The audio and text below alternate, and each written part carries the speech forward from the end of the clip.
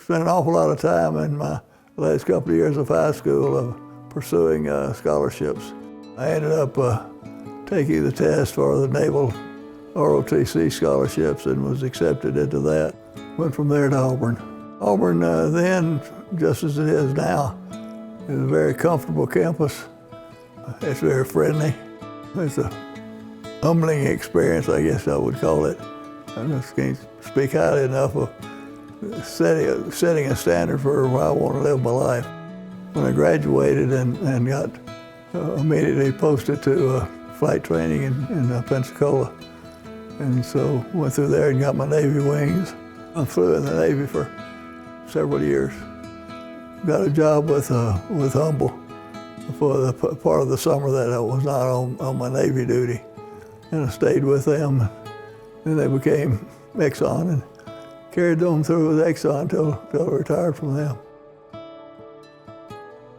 I met Dot at Auburn, which was another very good thing about my time there. And she was a wonderful woman, and we had a wonderful life together for not enough years.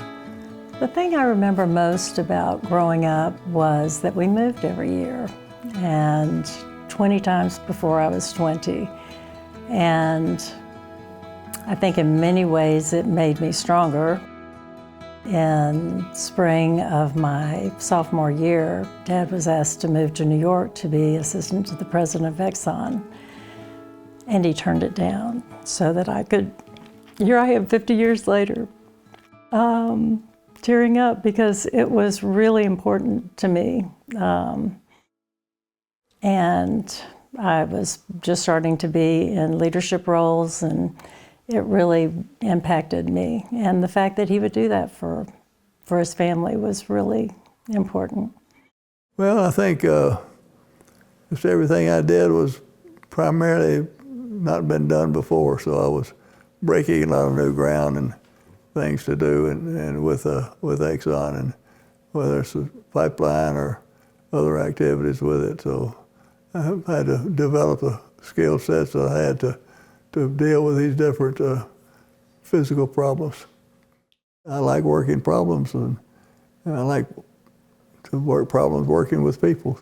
Well, I just think he's the epitome of an Auburn engineer, using both sides of his brain and making an impact to improve people's lives and drive our economy and advance our society. And those are the types of things that George got up and tackled every day. Well, I think there are two vital elements. That one is listening, and the other is thinking.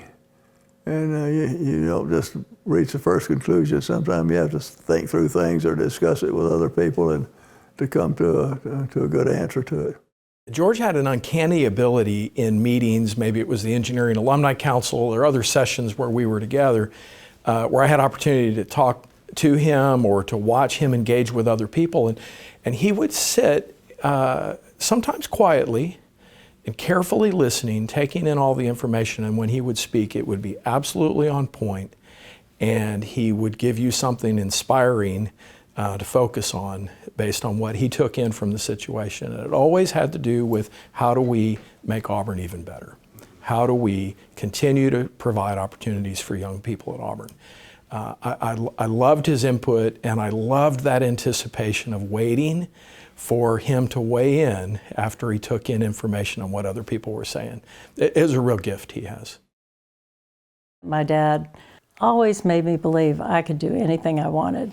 That was not true of my generation. And when I was growing up, you really could be a secretary or a nurse or a teacher. And he just made me feel, he held me to very high standards. And if I had a B on a report card, I need to be able to explain why.